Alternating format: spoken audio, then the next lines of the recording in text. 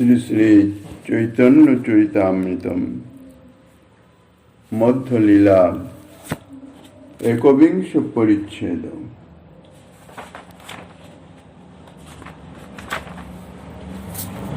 কৃষ্ণের যতেক খেলা সর্বোত্তম নরলীলা, নরবপু তাহার স্বরূপ। গোপবেশ বেণুকর নবকিশোর নটবর, নরলীলার হয় অনুরূপ। কলিযুগ পাবন অবতার পরম করুণাময় শ্রী শ্রী গৌরাঙ্গ সুন্দরীর পরম অন্তরঙ্গ প্রিয় পার্ষদ বর্জ পূজ্যপাদ শ্রী কৃষ্ণদাস কবিরাজ গোস্বামী মহাশয় তাহার শ্রী শ্রী চৈতন্য চরিতামৃত নামক শ্রী গ্রন্থের মধ্যলীলার একবিংশ পরিচ্ছেদে সনাতন শিক্ষা প্রসঙ্গে শ্রীকৃষ্ণের ঐশ্বর্য মাধুর্য ইত্যাদি বর্ণন প্রসঙ্গে মাধুর্যের স্ফূর্তিতে শ্রীমদ্ ভাগবতের তৃতীয় স্কন্ধের দ্বিতীয় অধ্যায়ের একটি শ্লোকের উদ্ধৃতি করলেন। জন্মর্ত লীলৌ পৈকং সযোগ মায়া বলং দর্শয়ত গৃহীতম বিস্মাপনং শস্য চ সৌভগ গর্ধে পরং পদং ভূষণ ভূষণাঙ্গম। এই শ্লোকেরই শ্রীমন মহাপ্রভু স্বয়ং যা ব্যাখ্যা করেছেন গোস্বামীপাদ তাহা ইতি প্রতিচ্ছন্দে বর্ণনা করিতেছেন।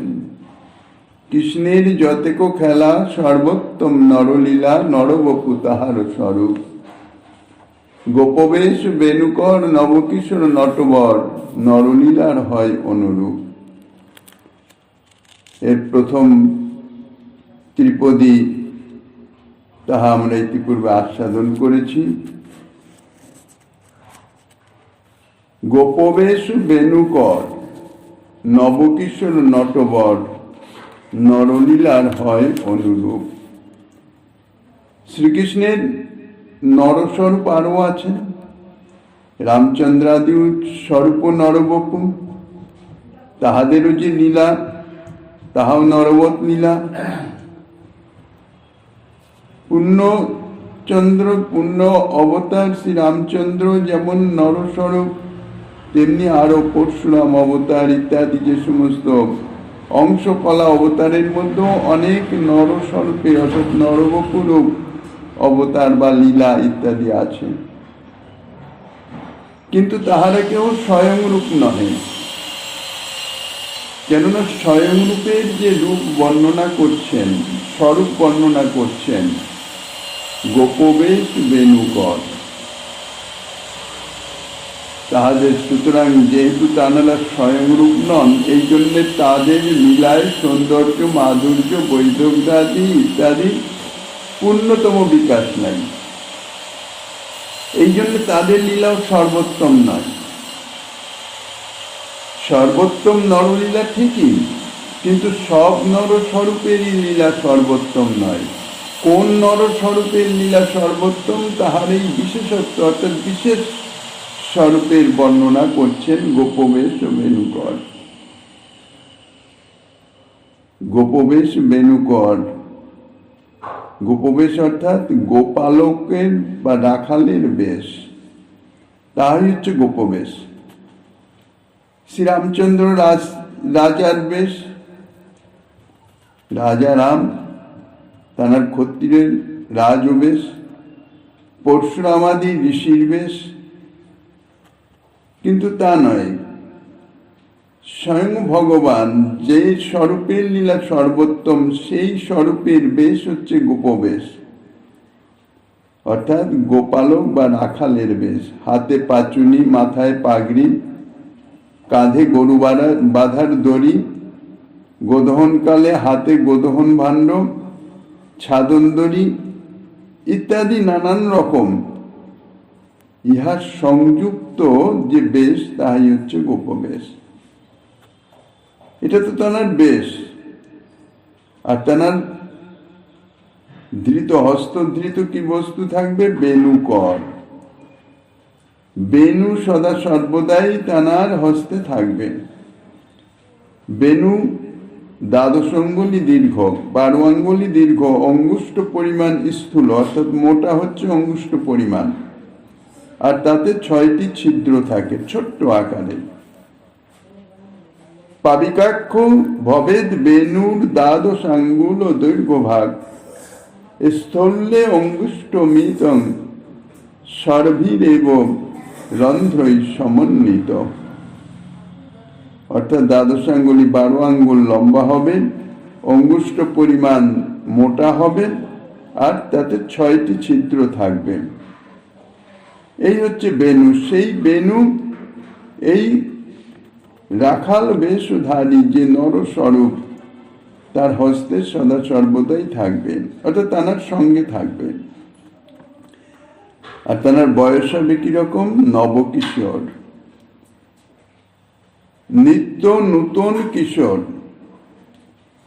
নিত্য নতুন অর্থাৎ কিশোর বয়স, জড়জাগতিকের যে বয়সের পরিবর্তন ধীরে ধীরে ধীরে ধীরে পরিবর্তিত হয়ে যায়, অর্থাৎ স্থিতি থাকে না। বাল্য, বাল্য থেকে পৌগণ্ড, পৌগণ্ড থেকে কৈশোর, কৈশোর থেকে যৌবন, তারপর প্রৌঢ়, বার্ধক্য, ক্রমান্বয়ে অগ্রসর হতে থাকে, অর্থাৎ পরিবর্তিত হতে থাকে। শ্রীকৃষ্ণের অর্থাৎ ভগবানের এই নরস্বরূপের তাহা নয়।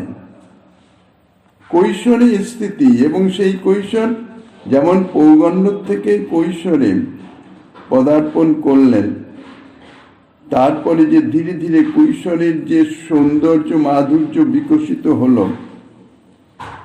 তার আর পরিবর্তন নয়, অর্থাৎ যৌবনের দিকে সেই যে কৈশোরের যে একটা মাধুর্য, সেখানেই স্থিতি রইল। এই জন্যে নিত্য নতুন। 15 বৎসর বয়স্ক, যাকে দেখলে কোনো সময় 15 বৎসরের অধিক বলে মনে হয় না, ঠিক সেই স্বরূপে, অর্থাৎ সেই রূপে নিত্য স্থিতি। যেমন সনকাদি চতুষ্ষণ 5 বৎসরের বালকের মতো, অর্থাৎ 5 বৎসর বয়সের মতন স্বরূপেই নিত্য স্থিতি। কেননা এর থেকে অধিক যদি বয়স হয়, বাড়তে থাকে, তাহলে সংসার, ধর্ম ইত্যাদির দিকে যেতে হবে। এই জন্যে তাঁরা তো ভগবত অবতার, তাঁরা বলছেন আমাদের বয়সই বাড়বে না, আমরা এই অবস্থাতেই নিত্য অবস্থান করে হরিগুণ গানে রত থাকব। এই জন্যে তাঁরা নিত্য বালক। ঠিক সেই রকম স্বয়ংরূপ নিত্য কৈশোরে স্থিতি। আর এই জন্যে তাহা হচ্ছে নবকিশোর, অর্থাৎ নিত্য নতুন। সৌন্দর্য মাধুর্য অর্থাৎ পুরাতন হচ্ছে না, সবসময় একই রকম মনে হচ্ছে, তার অধিক নয়। এটা তো গেল নবকিশোর। তারপর আরেকটি বলছেন স্বরূপ হচ্ছে নটবর। নটবর চূড়ায় সিকিপুচ্ছ, বক্ষে গুঞ্জামালা, বনফুলের বৈজয়ন্তীমালা, গায়ে গৈরিক মাটির রং, গণ্ডে ও কপালে কস্তুরিয়াদি মিশ্রিত চন্দন নির্মিত মকরী চিত্রভঙ্গি, অলকা তিলকা ইত্যাদি, ফুলের কেয়ুর, ফুলের অবতংশ, ফুল ও রমণীয় লতাদির চূড়া, পরিধানযুক্ত যোগ্য রক্ত নীল, পীত নীল ও বসনের বিচিত্র বেশ ইত্যাদি দ্বারা সজ্জিত। সাধারণের যেরকম বেশ সেরকম নয়, এক অদ্ভুত। আর সেই সঙ্গে নিত্য বিদ্যা কৌশলে সর্বশ্রেষ্ঠত্ব প্রকটিত করেন ইত্যাদি বেশধারী, যিনি জানার গমনই হচ্ছেন নিত্য, তিনি হচ্ছেন নটবর। সদা সর্বদা নিত্যের ছন্দে তানার চলন গমন ইত্যাদি। তাহলে তানার স্বরূপটা হচ্ছে কি? গোপবেশ, বেণুকর, নবকিশোর, নটবর। আর তানার যে লীলা, সে লীলা কিরকম? সে লীলা হচ্ছে নরলীলার হয় অনুরূপ, অর্থাৎ নরলীলার যজ্ঞ। নরলীলার যজ্ঞ অর্থাৎ লীলাটি এমন যাহা সাধারণ নর অর্থাৎ মানুষ তাহার কথঞ্চিত অনুভব করতে পারে, বাহ্যিকভাবে অনুভব করতে পারে। শ্লোকে যে বলেছেন মর্ত লীলোক পৈকম, সেই শব্দের অর্থ হচ্ছে নরলীলার হয় অনুরূপ। সৌন্দর্য, মাধুর্য, বৈদগ্ধি ও যোগমায়া কর্তৃক যে মুগ্ধতা, তাই হইতেছে এই যোগ্যতার হেতু। অর্থাৎ তাঁর যে ঐশ্বর্য, সর্বজ্ঞতা, শক্তি ইত্যাদি বা অলৌকিকত্ব, সেগুলি তিনি বিস্মৃত।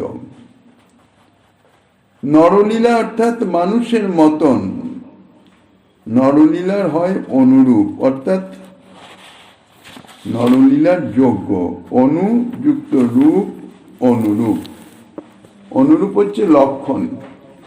অনু অর্থাৎ লক্ষণ, অর্থাৎ অনুরূপ মানে লক্ষণ বিশিষ্ট, লক্ষণান্ত রূপ।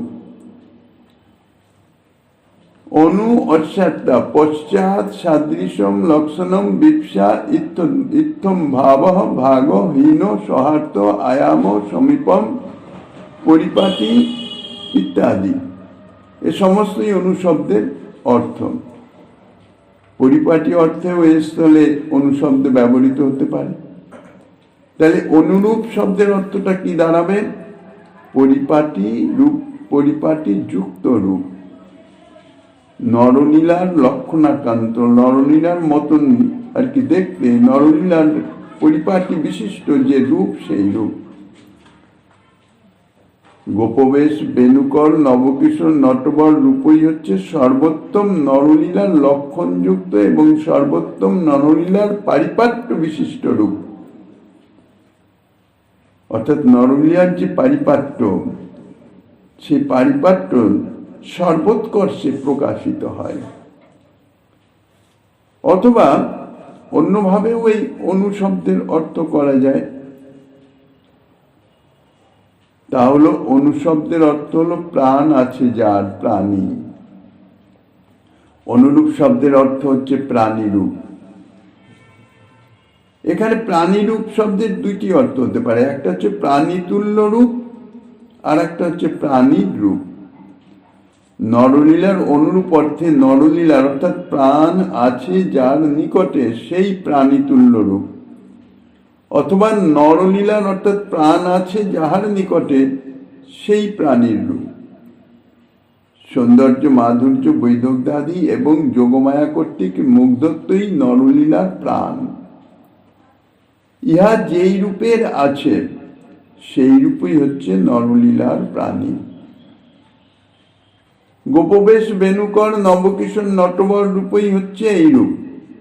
অর্থাৎ ব্রজেন্দ্রনন্দন রূপ ব্যতীত অন্য স্বরূপে নরলীলার প্রাণ স্বরূপ যে সৌন্দর্য, মাধুর্য, বৈদগ্ধাদির ইহার পূর্ণতম বিকাশ নাই। তার প্রমাণ শাস্ত্রে বর্ণিত আছে। ব্রজেন্দ্রনন্দন স্বরূপে যে সৌন্দর্য, মাধুর্যের প্রকাশ, যে বিকাশ, তাহা নারায়ণের বক্ষবিলাসিনী লক্ষ্মী দেবীরও সে মাধুর্য আস্বাদনের লালসা জন্মায়। স্বয়ং পরম প্রমাধিপতি নারায়ণের বক্ষবিলাসিনী তিনি,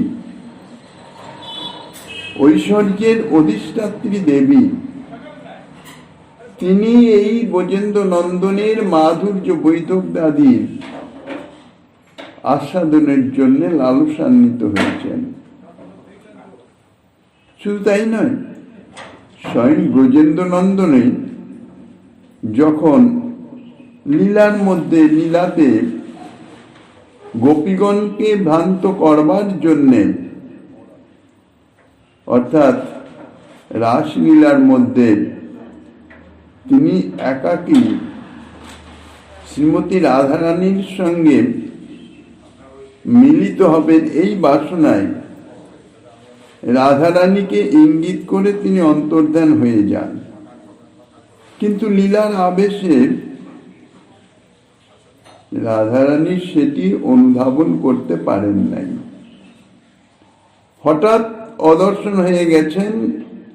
এবার সখীগণ সব খুঁজতে বেরিয়েছেন, রাধারানীও অন্বেষণে বেরিয়েছেন। যে ইঙ্গিত দিয়েছেন, যে কুঞ্জের কথা বলেছেন, সেটি রাধারানী অনুধাবন করতে পারেন নাই। লীলার আবেশে ছিলেন। তিনি তো এসে কুঞ্জে বসে গেছেন, পথপ্রান্তে দৃষ্টি রাধারানী আসবেন একাকী, কিন্তু খুঁজতে খুঁজতে সখীগণ এসে উপস্থিত হচ্ছেন, বিভিন্ন কুঞ্জে অন্বেষণ করছেন। অন্বেষণ করতে করতে দলবদ্ধ সখীগণ যখন কুঞ্জের সান্নিধ্যে এসে উপস্থিত হয়েছেন, গোবিন্দ ভাবছেন যদি সখীগণ এসে উপস্থিত হয়ে যায় তাহলে তো আর প্রিয়াজির সঙ্গে একান্তে মিলন সম্ভব হবে না, এদের কি করে ছলনা করা যায়। আর এখন এখান থেকে বেরিয়ে অন্য কুঞ্জে যাওয়ার মতনও অবস্থা নাই, তাহলে ধরা পড়ে যাব। তিনি কি করলেন, ওইখানেই বসে চতুর্ভুজ নারায়ণের রূপ ধারণ করলেন। ধারণ করে প্রতিমার ন্যায় চুপচাপ বসে রইলেন।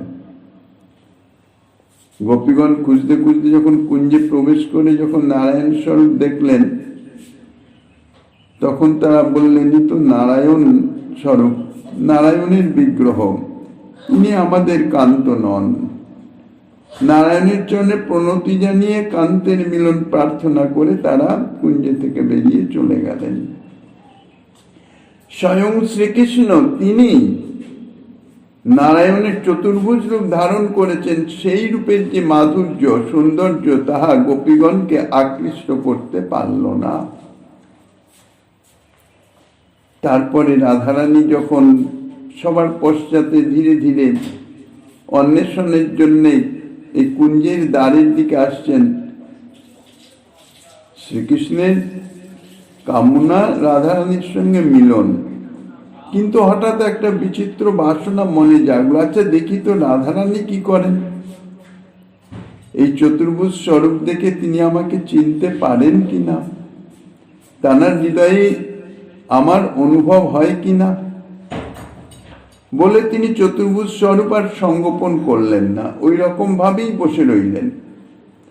কিন্তু রাধারানী যত কুঞ্জের নিকটে আসছেন, দ্বারের নিকটে আসছেন, ধীরে ধীরে ধীরে ধীরে চতুর্ভুজ রূপ আর উনি ধরে রাখতে পারলেন না। রাধারানীর যে প্রেমের যে প্রভাব, সেই প্রভাব তার সম্মুখে অন্য কোনো স্বরূপ অবস্থান করতে পারে না। কেননা তাঁর যে প্রেম সম্পূর্ণ ব্রজেন্দ্র নন্দন শ্রীকৃষ্ণের দ্বিভুজ মুরলীধর, সেই সৌন্দর্য মাধুর্য তারই, অর্থাৎ লাদিনী শক্তির সার স্বরূপিত রাধারানী, তিনি আর চতুর্ভুজ স্বরূপ রাখতে পারলেন না। স্বয়ংক্রিয়ভাবে দুই ভুজ অন্তরিত হয়ে গিয়ে নিজের যে স্বয়ংরূপ, সেই স্বয়ংরূপী প্রতিভাত হতে হল। কাজেই চতুর্ভুজ স্বরূপে গোপীদিগের প্রেম সংকুচিত হয়ে যায়। গোপীনাং পশুপেন্দ্র যুজা মিত্যাদি, তাতে বোঝা যায় নারায়ণ অপেক্ষা নরবপু ব্রজেন্দ্র নন্দনের মাধুর্য অনেক বেশি। আর দ্বিভুজ ব্রজেন্দ্র নন্দনই যখন নটবর বেশের পরিবর্তে কুরুক্ষেত্রে রাজবেশ ধারণ করেছিলেন, তখন তাহার নিত্যকান্তা গোপীদিকের মন তাহার গোপবেশ বেণুকর নবকিশোর নটবর বেশের জন্যই লালায়িত হয়েছিল। কুরুক্ষেত্রে মিলন হয়েছিল না, সূর্যগ্রহণ ছলে সমস্ত ব্রজবাসী সেখানে উপস্থিত হয়েছিলেন। সেখানে তো সেই শ্রীকৃষ্ণই, সেই দ্বিভুজ স্বরূপ, কিন্তু গোপবেশ তো নয়, সেখানে তো ক্ষত্রিয় বেশ, রাজবেশ। এই জন্য সেই রাজবেশ, সেই শ্রীকৃষ্ণ দ্বিভুজ হলে কি হবে, সেখানে তাদৃশ সৌন্দর্য মাধুর্য প্রকাশিত নয়। যার জন্যে সেই ব্রজসুন্দরীগণের চিত্ত আকৃষ্ট করতে পারেন নাই তাদৃশভাবে। আবার রাসলীলা করবার জন্যে ওই দ্বারকাতেই মায়া বৃন্দাবনে বলদেব কর্তৃক শ্রীকৃষ্ণ যখন গোপবেশ বেণুকর নবকিশোর নটবর বেশে সজ্জিত হয়েছিলেন, তখন তাকে দেখে বৃদ্ধা হলেও এবং রাজবেশে শ্রীকৃষ্ণকে সর্বদা দেখলেও স্নেহ ভারাক্রান্ত দেবকীর স্তন থেকে দুগ্ধ করিত হইতেছিল। রুক্মিণী এবং জাম্বুবতী প্রভৃতি কতিপয় মহিষী অদ্ভুত অভূতপূর্ব মহাপ্রেমের অভ্যুদয় বশত ধৈর্যচ্যুতি মূর্ছিত হয়ে ভূপতিত হয়ে পড়েছিলেন।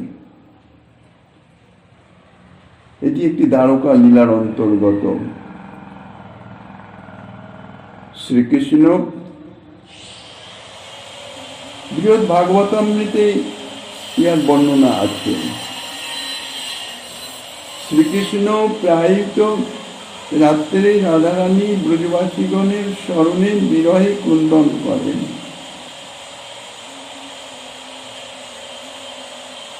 রুক্মিণী সত্যভামা আদি মহিষীগণ তারা বুঝতে পারেন না যে আমরা এতভাবে পরিচর্যা এতভাবে সেবা করে প্রভুর মনে সেই বিরহ আরতি এটা দূর করতে পারি না। কি এমন আছে সেই বৃন্দাবনে? সেই বৃন্দাবনের জন্য প্রভু বিরহে আনমনা হয়ে বিষণ্ণ হয়ে পড়ে থাকেন। সেদিন তিনি শয্যাত্যাগও করেন নাই। সকাল হয়ে গেছে, শয্যাত্যাগও করেন নাই, শুয়ে আছেন, বিষণ্ণ, অশ্রু বর্ষণ করেন।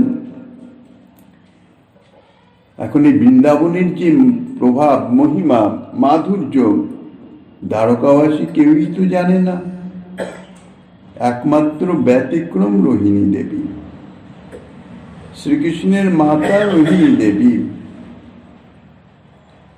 ব্রজবাসীগণের প্রেম কীদৃশ প্রেম, যে প্রেম আমরা এতজনে মিলেও শ্রী গোবিন্দকে তাহা প্রদান করতে পারছি না, সেই ব্রজবাসীর প্রেমের অভাবটি পূরণ করতে পারছি না। কি জাতীয় প্রেম সে? একমাত্র রোহিণী মাতা ছাড়া আর কেউ তো তা অবগত নয়। রুক্মিণী সত্যভামা আদি মহিষী বৃন্দ গিয়ে ধরলেন। অবগত আর আছেন বলদেব চন্দ্র, কিন্তু তানাকে তো জিজ্ঞাসা করা যায় না। কাজেই একমাত্র সহায় ভরসা রোহিণী মাতা। রোহিণী মাতার কাছে গিয়ে মহিষী বৃন্দের পাট রানী রুক্মিণী সত্যভামা আদি তারা ধরলেন যে মাতা বৃন্দাবনে কি এমন আছে যে প্রভু সেই বৃন্দাবনের জন্য নিরন্তর বিষণ্ণ হয়ে থাকেন, ক্রন্দন করেন। আমরা তানার সেই অভাব, সেই বিরহে শান্তি করতে পারি না। যদি একটু জানতে পারতাম সে মাধুর্য, তাহলে চেষ্টা করতাম। রোহিণী মাতা প্রথমে স্বীকৃত হন নাই, বললেন যে দেখো বৃন্দাবনের যে ভাবধারা, যে প্রেম, তাহা বর্ণনীয় নয়, ভাষায় বর্ণনা করা যায় না। বাস্তবিক ভাব কখনো ভাষার দ্বারা প্রকাশ করা সম্ভব নয়। ভাব হৃদয় দ্বারা অনুভব করতে হয়। তবুও কথঞ্চিত আভাস যদি বর্ণনা করিও, যেখানে সেই কথা প্রকাশিত হবে, বর্ণিত হবে, সেখানে কৃষ্ণ বলদেব চন্দ্র এমনভাবে আকর্ষিত হয়ে যাবেন যে তাদের ঠেকানো যাবে না। আর যদি একবার সেই ভাবধারায় মগ্ন হয়ে যান, মূর্ছিত হয়ে যান, তাহলে কিন্তু মুশকিল আছে। কিন্তু মহিষী বৃন্দ নাছরবান্দা আজকে শুনতেই হবে কি এমন বৃন্দাবনের প্রভাব, এমন কি মহিমা, এমন কি প্রেমের গরিমা। রুক্মিণী দেবী কি করবেন? মহিষীবৃন্দ অন্য কক্ষে, মহিষীবৃন্দ গোলাকার হয়ে সব বসে গেছেন। রুক্মিণী দেবী বৃন্দাবনের যে প্রেমের যে প্রভাব, যে বৈচিত্র্য, তাহা বর্ণনা করছেন। বাৎসল্য প্রেমের কথাই বর্ণনা করছেন। মাতা যশোমতীর যে প্রেম, বাৎসল্যবতী ব্রজসুন্দরীগণের যে প্রেম, সেখানকার যে মাখন চুরি লীলা, তার যে অন্তর্নিহিত ভাবধারা, যতটা সম্ভব ভাষায় যতটা প্রকাশ করা যায়। এখন ধ্বনি তো আছে, সেই ধ্বনিত হচ্ছে, চতুর্দিকে ব্যাপ্ত হয়ে গেছে অপ্রাকৃত চিন্ময় লীলা কথা। শ্রীকৃষ্ণচন্দ্র বলদেব চন্দ্র আকর্ষিত হয়ে এসে উপস্থিত হয়েছেন। ব্রজবাসীগণের এতাদৃশ প্রেম তাহা উপেক্ষা করে কৃষ্ণ এখানে পড়ে আছে, একবারও তাদের সঙ্গে মিলিত হতে যায় নাই। তারা যে কি জাতীয় বিরহ যতনা ভোগ করছে, তার কথনচিত যে বর্ণনা প্রসঙ্গে যেরকম ভাবে রোহিণী মাতা বর্ণনা করছেন, শ্রীকৃষ্ণ আর অন্য কক্ষে স্থায়িত হয়ে থাকতে পারলেন না। ঊর্ধ্বশ্বাসে পাগলের মতন এসে নিজের দৈন্যতা জ্ঞাপন করতেছেন যে আমার মতন মহাপাষণ্ডী ইত্যাদি আর নাই, যে তাদের প্রেম আমি এইভাবে উপেক্ষা করে, এইভাবে মানে বিরহে এমন কাতর হয়ে গেলেন। বলদেব চন্দ্র তো পূর্ব থেকেই কাতর ব্রজবাসীগণের সেই প্রেমের বিহর, কারণ উনি তো সাক্ষাৎ ব্রজরসের ব্রজবিহারী। তো পরস্পর দুইজনে আলিঙ্গনবদ্ধ হয়ে মূর্ছিত হয়ে গেলেন, সেই ব্রজভাবে বিভাবিত হয়ে মূর্ছিত হয়ে গেলেন। এখন এই যে অপ্রাকৃত যে ভাব, সেই ভাবে যদি মূর্ছিত হয় কেউ, তখন সেই ভাবের দ্বারাই তার চৈতন্য প্রদান করতে হয়, অর্থাৎ আনয়ন করতে হয়। এ জগতেও দেখা যায় শুদ্ধ সাত্ত্বিক ভাবে ভগবত বিষয় সম্বন্ধীয় লীলার ভাবে ভগবত কীর্তন শ্রবণ করতে করতে বা কীর্তন করতে করতে সেই লীলার রাজ্যের সেই ভাবের আবেশে যদি কেউ মূর্ছিত হয়ে যান, তখন কিন্তু সেই ভগবত নাম গুণাগুণ ইত্যাদির মাধ্যম দিয়েই তার চৈতন্য সম্পাদন করতে হয়। যাহা দেখা গেছে বেশিরভাগ নীলাচল লীলায় শ্রীমন মহাপ্রভু যখন একেবারে মূর্ছিত হয়ে একেবারে সাত্ত্বিক বিকারে অন্যরকম হয়ে গেছেন, তাঁর চৈতন্য সম্পাদনের জন্য স্বরূপাদিগণ তারা উচ্চস্বরে কীর্তন করে গেছেন। কেননা সংকীর্তন পিতা আর কীর্তন নাম রূপ গুণ লীলা সবই একই রূপ। ধীরে ধীরে ধীরে ধীরে ধীরে ধীরে সেই নামের প্রভাবে তাঁর চৈতন্য সম্পাদন হচ্ছে। এখন এখানে তো যে ভাবধারা, যেটা বোঝেন যে ভাবধারা, সেই ভাবে ভাবিত হয়ে মূর্ছিত হয়ে গেছেন। এখন দ্বারকায় তো ব্রজের ভাব নাই, দ্বারকায়ের ভাব তো ঐশ্বর্য মিশ্রিত। এখন তো কোনোভাবেই কৃষ্ণ বলদেবের চৈতন্য সম্পাদন হচ্ছে না। দ্বারকায় ক্রন্দনের রোল এসে উঠল, সকলেই ক্রন্দন করছেন, কি হবে, কি উপায় হবে। তখন সৃষ্টিকর্তা ব্রহ্মা এসে উপস্থিত হলেন। ব্রহ্মা মায়া বৃন্দাবন সৃষ্টি করেছেন রৈবতক পর্বতে। সেখানে সমস্ত কিছু বৃন্দাবনের মতন, সমস্ত সখাগণ, গাভীগণ, মাতা যশোমতী, পিতানন্দ ইত্যাদি সমস্ত মায়াতে তৈরি করেছেন। করে গরুরকে বলছেন যে কৃষ্ণ বলদেবকে নিয়ে তুমি সেখানে যাও নন্দ ভবনে, আর মাতা যশোমতীকে নিয়ে যাও, কেন তিনি ব্রজলীলার পার্শ্বদ। আর তোমরা দ্বারকাবাসী কেউ তার তীর সীমানায় যাবে না, সেই বৃন্দাবনের সীমানার মধ্যেও প্রবেশ করবে না। সেইভাবে গরুর নিয়ে গিয়ে গরুর সরে এলেন। রোহিণী মাতা এবার কৃষ্ণ বলদেবের চৈতন্য সম্পাদনের নিমিত্ত যেমন নিত্য প্রভাতে শয়ন থেকে জাগরিত করতেন বৃন্দাবনে ব্রজলীলাতে, সেই রকম ভাবে আহ্বান করে, বাপ কানাই, বাপ বলদেব, বেলা হয়ে গেছে, আর কত ঘুমাবে, গোচারণে যাবে না, সখাগণ এসে দাঁড়িয়ে আছে, ধেনুগণ অপেক্ষা করছে, ইত্যাদি ভাবে ব্রজভাবে বিভাবিত হয়ে আহ্বানের দ্বারা ধীরে ধীরে ধীরে ধীরে প্রথমে বলদেবের চৈতন্য সম্পাদন হলো। চতুর্দিকে একেবারে বৃন্দাবনীয় পরিবেশ, বলদেবের চৈতন্য সম্পাদন হলো। বলদেব চন্দ্র ধীরে ধীরে কানাইকে আহ্বান করে, আর ইতিমধ্যে বলদেব এবং কৃষ্ণের বেশ পরিবর্তন করে দিয়েছিলেন, রাখাল বেশ মানে ব্রজবেশে সজ্জিত করে দিয়েছিলেন।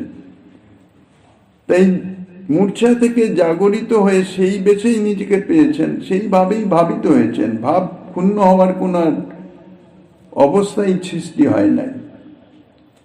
যথারীতি রোহিণী দেবী কৃষ্ণ বলদেবকে ভোজন করাবার জন্য করছেন, বলছেন যে তোমার মাতা যশোমতী দাঁড়িয়ে আছেন বিগ্রহ রূপে, বলছে তোমার মাতা বিশেষ কোন ভাবাবিষ্ট হয়ে আছেন, অনেক দেরি হয়ে গেছে, আমি তোমাদের ভোজন করিয়ে দিচ্ছি, তোমরা তাড়াতাড়ি যাও, সখাগণ দাঁড়িয়ে আছেন।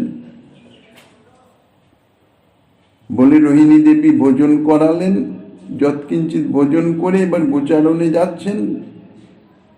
যশোদা দেবীর ননির ভাণ্ড হাতে নিয়ে ভাবাবিষ্ট হয়ে দাঁড়িয়ে আছেন। শ্রীকৃষ্ণচন্দ্র তিনি যাচ্ছেন, যেতে যেতে হঠাৎ একটু ফিরে এসে মাতার হাতে পাত্র থেকে খানিকটা ননি তুলে নিয়েই আবার চলে গেছেন। এই যে ভাবের মধ্যে যে অদ্ভুত মাধুর্যের বিকাশ, সেই মায়া বৃন্দাবনের সীমানার বাইরে থেকে দ্বারকাবাসী জন অর্থাৎ মহিষীগণ তারা তা দেখছেন, দর্শন করছেন। সেই শ্রীকৃষ্ণকে সর্বদাই দেখেন, কিন্তু এখন সেই শ্রীকৃষ্ণ গোপবেশ, গোপবেশ বেণুকর নবকিশোর নটবর রূপে সজ্জিত। কংস জননী বৃদ্ধা শ্রীকৃষ্ণকে দেখলেও এমন ভাবে মোহিত হয়ে গেছেন সেই মাধুর্যে যে শ্রীকৃষ্ণকে আলিঙ্গন করবার নিমিত্ত যেন উন্মত্ত হয়ে গেছেন। উদ্ধব মহারাজ তিনি সকলকে শুধু ঠেকিয়ে রাখছেন সীমানার বাইরে। ব্রহ্মা বলেই দিয়েছেন, যদি কোনোভাবে পরিপূর্ণ জ্ঞান না আসা পর্যন্ত যদি আবার ভাবের বৈলক্ষণে মূর্ছিত হয়ে যান, তাহলে কিন্তু আর চৈতন্য সম্পাদন করা সম্ভব হবে না। কাজে খুব সাবধান, ভাবের যেন কোন রকম ক্ষুণ্ণতা না হয়, সেরকম কেউ অর্থাৎ ব্রজে ভাবের বাইরের কেউ সম্মুখে আসবে না। লীলা অনেক বড়। যাই হোক, মূল বক্তব্য বিষয় হচ্ছে এই যে সেই সজ্জিত শ্রীকৃষ্ণ, গোপবেশ বেণুকর রূপে সজ্জিত শ্রীকৃষ্ণকে দেখে যেমন কংস মাতা, বৃদ্ধা পদ্মাবতী এবং অন্যান্য মহিষীবৃন্দ তারা কামের আবেগে অর্থাৎ প্রভুকে বক্ষে ধারণ করবার জন্য সেরকম ভাবে এমন ভাবে উন্মত্তের মতন আচরণ করিতেছিলেন। আর রুক্মিণী, এই দেবকী আদি ইত্যাদি যে মাতাগণ, তাঁদের বাৎসল্য প্রেমে বক্ষ থেকে স্তনধারা খরিত হতেছিল। আর রুক্মিণী, জাম্ববতী প্রভৃতি যে মুখ্য মুখ্য যে পাটরানীগণ, তাদের হৃদয়ে এমন প্রেমের আবির্ভাব হলো যে তারা সেই প্রেমের প্রভাব ধৈর্য ধারণ করতে না পেরে মূর্ছিত হয়ে গেছিলেন। বৃহৎ ভাগবতামৃতের প্রথম খণ্ডের 7ম অধ্যায়ে এই লীলা বর্ণিত আছে। দ্বারকাধীশ শ্রীকৃষ্ণের ব্রজরূপে ব্রজভাবে সজ্জিত অবস্থাতেই কি মাধুর্য, মায়া বৃন্দাবনে। আর প্রকৃত সেই ব্রজবিপিন বৃন্দাবনে শ্রীকৃষ্ণের সেই ব্রজেন্দ্র নন্দন শ্রীকৃষ্ণ স্বরূপের তাহলে কি জাতীয় মাধুর্য প্রকাশ হতে পারে। তাই বলছেন, নবকিশোর নটবর নরলীলার হয় অনুরূপ। প্রভু বলছেন, কৃষ্ণের মধুর রূপ শুনো সনাতন, যে রূপের এক কণ ডুবায় সব ত্রিভুবন, সর্বপ্রাণী করে আকর্ষণ। কৃষ্ণের যে রূপ, কৃষ্ণ অর্থাৎ এখানে ব্রজেন্দ্র নন্দন শ্রীকৃষ্ণ, স্বয়ংরূপ শ্রীকৃষ্ণ, তার যে রূপের মধুরতা মাধুর্য অর্থাৎ রূপের অপূর্ব এবং অনির্বচনীয় যে আস্বাদন, তার নামই মাধুর্য। ডুবায় সব ত্রিভুবন অর্থাৎ এর দ্বারা রূপের সমুদ্র, অর্থাৎ সেই রূপের এমনই তার প্রভাব, এমনই তার মানে অসীমতা, যে সমুদ্র সদৃশ, অর্থাৎ ডুবায় সব ত্রিভুবন, ত্রিভুবনকে একেবারে ডুবিয়ে দেয়, এত বড় বিশাল, সর্বপ্রাণী করে আকর্ষণ। শ্রীকৃষ্ণ রূপের এমনই মাধুর্য যে তার এক কণিকা, যে রূপের এক কণ, সম্পূর্ণ রূপ নয়, এক কণিকা, একটুখানি, যে মাধুর্যের একটুখানি সমস্ত ত্রিভুবনকে ডুবিয়ে সকলকে আকর্ষিত করে, সমস্ত প্রাণীকে আকর্ষণ করে। ওই মাধুর্য আস্বাদনের জন্য চিত্তে প্রবল লালসা জন্মায়, আর সেই লালসার ফলে চিত্ত চঞ্চল হয়ে ওঠে সে মাধুর্য আস্বাদনের নিমিত্ত। কৃষ্ণ এই নামের মধ্যেই এই আকর্ষণ শক্তি বিদ্যমান। কৃষ ধাতু থেকে কৃষ্ণ শব্দ নিষ্পন্ন, আর এই কৃষ ধাতুর একটা অর্থ হচ্ছে আকর্ষণ। যিনি সৌন্দর্য মাধুর্যাদি দ্বারা আকর্ষণ করেন তিনি হইতেছেন কৃষ্ণ। তাহলে শ্রীকৃষ্ণের যে মধুর রূপ, সম্পূর্ণ রূপের তো কথাই নাই, তার এক কণা একটুখানি, তাই সমস্ত ত্রিভুবনের সর্বপ্রাণীকে আকর্ষিত করেন, চিত্ত তাদের চঞ্চল করেন, সেই রূপ আস্বাদনের নিমিত্ত তারা উন্মত্ত হয়ে যায়। যোগমায়া চিৎশক্তি, বিশুদ্ধ সত্য পরিণতি, তার শক্তি লোকে দেখাইতে, এই রূপ রতন ভক্তগণের গুরুধন, প্রকট করিল নিত্য লীলা হইতে। মূল শ্লোকের যে স্বযোগ মায়া বলং দর্শয়তা, এই শ্লোকাংশের অর্থ হচ্ছে এটি। যোগমায়া চিৎ শক্তি, যোগমায়া, যোগমায়া পরাখ্যাত চিন্ত শক্তি, অচিন্ত পরাশক্তি, শ্রীকৃষ্ণের স্বরূপ শক্তির মূল আদি। শ্রীকৃষ্ণের লীলা সহায়কারিণী অঘটন ঘটন পটীয়সী শক্তি, অর্থাৎ লীলা পুষ্টির নিমিত্ত, লীলারস আস্বাদনের নিমিত্ত, আস্বাদন করানোর নিমিত্ত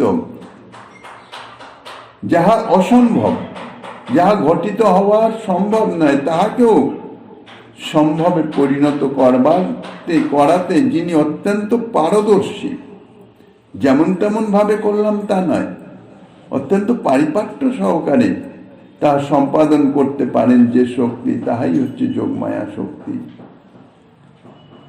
এই শক্তি লীলারস পুষ্টির নিমিত্ত শ্রীকৃষ্ণের এবং শ্রীকৃষ্ণ পরিকরদের সদা সর্বদা মোহিত করে রাখেন। লীলা রস আস্বাদনের নিমিত্ত যার যে জাতীয় ভাব প্রকাশ হওয়ার প্রয়োজন, সেই জাতীয় ভাবে তাদের আবিষ্ট করিয়ে রাখেন, যাতে লীলাটি সুষ্ঠু রূপে সম্পাদিত হতে পারে। শ্রীকৃষ্ণের যে শক্তি জীবকে মুগ্ধ করে রাখে, এই জগতের জীবকে যে শক্তি মুগ্ধ করে রেখেছে, যাহার সত্য নয় তাহাকে সত্য বলে প্রতিভাত করে তাদের সেই রকম তারা আচরণ করিতেছে, সেই শক্তি তাহা হচ্ছে বহিরঙ্গা শক্তি, গুণমায়া। সে মায়ার কাজও তাই, মুগ্ধ করে রাখা, ভুলিয়ে দেওয়া, অর্থাৎ স্বরূপেরই বিস্তৃতি করে দেওয়া। আর এখানে হচ্ছে অন্তরঙ্গা শক্তি, যার নাম হচ্ছে যোগমায়া। গুণমায়া মহামায়া তাহা বিচ্ছিন্নকারিণী, ভগবতকে ভুলিয়ে দেয়, আর যোগমায়া ভগবানের সঙ্গে যোগ করিয়ে দেয় লীলার মাধ্যমে। যোগমায়া হচ্ছেন অন্তরঙ্গা শক্তি, আর গুণমায়া হচ্ছে বহিরঙ্গা শক্তি। যোগমায়ার অবস্থান শ্রীকৃষ্ণের সান্নিধ্যে, যোগমায়ার বিস্তার হইতেছে শ্রীকৃষ্ণ এবং তার লীলা পরিকরদের উপর, আর গুণমায়া বা মহামায়া তাহার অবস্থান শ্রীকৃষ্ণ থেকে, শ্রীকৃষ্ণ ধাম থেকে বাইরে, আর তানার প্রভাব হচ্ছে জীব শক্তির উপর, অনন্ত কোটি জীব নিচয়ের উপর।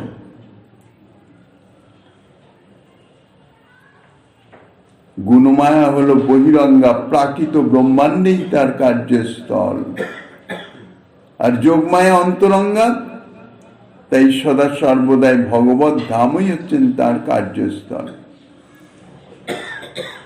এখানে গুণমায়ার প্রবেশের কোনো অধিকার নাই। এই যোগমায়া হচ্ছেন চিৎ শক্তি। অন্তরঙ্গা স্বরূপ শক্তিরই অপর নাম হচ্ছে চিৎ শক্তি বা পরাশক্তি, প্রাকৃত শক্তি নয়, অপ্রাকৃত শক্তি। যোগমায়া চিৎ শক্তি, অর্থাৎ যোগমায়া হল স্বরূপত শ্রীকৃষ্ণের স্বরূপ শক্তি। বৈষ্ণব দর্শনী টিকাকার যোগমায়াকে তাই পরাশক্তি বলেছেন। যোগমায়া পরাখ্যা চিন্ত শক্তি, অচিন্ত পরাশক্তি। এক তো অচিন্ত শক্তি, দ্বিতীয় হচ্ছে পরা, অর্থাৎ চিত, নিত্য, শাশ্বত। ইহা বহিরঙ্গা গুণময়ী মায়া শক্তি নহে, ইহার দ্বারা অর্থাৎ চিৎ শক্তি শব্দের দ্বারা সেটাই সূচিত করিতেছেন। এই যে চিৎ শক্তি, চিৎ শক্তির প্রকাশ হচ্ছে তিন ভাবে, তিনটি বৃত্তি। একটি হচ্ছে লাদিনী, একটি সন্দিনী, একটি সম্বিত। লাদিনী, সন্দিনী, সম্বিতাত্মিকা চিৎ শক্তির যে স্বপ্রকাশ লক্ষণ বৃত্তি বিশেষের দ্বারা ভগবান তাহার স্বরূপ বা স্বরূপ শক্তির পরিণতি পরিকর আদি বিশেষ রূপে প্রকাশিত বা আবির্ভূত হন, সেই যে বৃত্তি বিশেষ, সেই বৃত্তি বিশেষকে বলে বিশুদ্ধ সত্য, প্রাকৃত সত্য নয়। ত্রিগুণময়ী মায়ার যে সত্য তাহা হচ্ছে প্রাকৃত, রজতম সত্য। কিন্তু এখানে যে গুণ, ইহা হচ্ছে অপ্রাকৃত, বিশুদ্ধ সত্য। বহিরঙ্গা মায়ার সহিত এর কোনো স্পর্শ নাই। এই জন্যে এই যে সত্য, ইহা হচ্ছে বিশুদ্ধ, অপ্রাকৃত, চিন্ময়। ভগবত সন্দর্ভে শ্রীজীব গোস্বামীপাদ এ সম্বন্ধে বর্ণনা করেছেন। তদেবং তস্য মূল শক্তে স্ত্রাত্মকত্বে সিদ্ধে যেন স্বপ্রকাশত লক্ষণেন তদ্বৃত্তি বিশেষেণ স্বরূপং স্বয়ং স্বরূপ শক্তির বা বিশিষ্টং বা আবির্ভবতি তদ বিশুদ্ধ সত্যম অশ্ব মায়া স্পর্শ ভাবাত বিশুদ্ধত্তম। যেহেতু মায়ার কোনো স্পর্শ নাই, প্রাকৃতত্বের কোনো স্পর্শ নাই, এই জন্যে তাহা বিশুদ্ধ, বিশেষভাবে শুদ্ধ, প্রাকৃত স্পর্শ শূন্য। তাহলে বিপরীত ভাবে প্রাকৃত গুণময়ী মায়া যাহা তাহা হচ্ছে অশুদ্ধ। তো এই যে যোগ মায়া হচ্ছে চিৎ শক্তি বিশুদ্ধ সত্য পরিণতি, অর্থাৎ এই যোগমায়া যার পরিণতি হইতেছে বিশুদ্ধ সত্য, অর্থাৎ যার বৃত্তি বিশেষ হচ্ছে বিশুদ্ধ সত্য। তাহলে চিৎ শক্তি, যোগমায়া চিৎ শক্তির বিশেষণ হচ্ছে বিশুদ্ধ সত্য। বিশুদ্ধ সত্য হইতেছে যাহার পরিণতি বা বৃত্তি বিশেষ, সেই চিৎ শক্তি তিনি হচ্ছেন যোগমায়া। ইহা হচ্ছে যোগমায়ার স্বরূপ, যাহা দ্বারা ভগবান বা তার স্বরূপ শক্তি আদি বিশেষ রূপে প্রকাশিত বা আবির্ভূত বা পরিচালিত হন, সেই বিশুদ্ধ সত্য হইতেছে স্বরূপ শক্তির বৃত্তি বিশেষ বা পরিণতি। এই কথাই এই বিশুদ্ধ সত্য পরিণতি শব্দে প্রভু ব্যক্ত করতে চাইছেন। এই বিশেষণটির উল্লেখের তাৎপর্য হচ্ছে এই ত্রিপদীর শেষ ভাগে যে বলেছেন, শ্রীকৃষ্ণ স্বীয়রূপ রতনটি প্রকট করেন, এরূপ রতন ভক্তগণের গুণধন প্রকট করিল নিত্যলীলা হতে। তো এই যে নিত্যলীলা থেকে সেই যে রূপরতনটি তিনি যে প্রকট করেন, কিসের দ্বারা প্রকট করেন? তা হচ্ছে এই চিৎ শক্তির বৃত্তি বিশেষ বিশুদ্ধ সত্য দ্বারা। সে কথাই বলছেন, তার শক্তি লোকে দেখাইতেন, অর্থাৎ সেই যোগমায়ার যে চিৎ শক্তি, যার পরিণতি হচ্ছে বিশুদ্ধ সত্য, সেই চিৎ শক্তি যোগমায়ার শক্তি সকলকে দেখাবার জন্যে, সকলকে জানাবার জন্যে তিনি প্রকাশ করলেন। এই রূপ রতন ভক্তগণের গুণধন প্রকট করিল নিত্যলীলা হইতে। ইহার যাহার আস্বাদনী গোস্বামীপাদ প্রকাশ করছেন, শ্রীমন মহাপ্রভু গিরিধারীলালের কৃপা হলে আগামী দিনে আস্বাদনের বাসনা রেখে অদ্যকার শ্রী চৈতন্য লীলার এখানেই বিশ্রাম।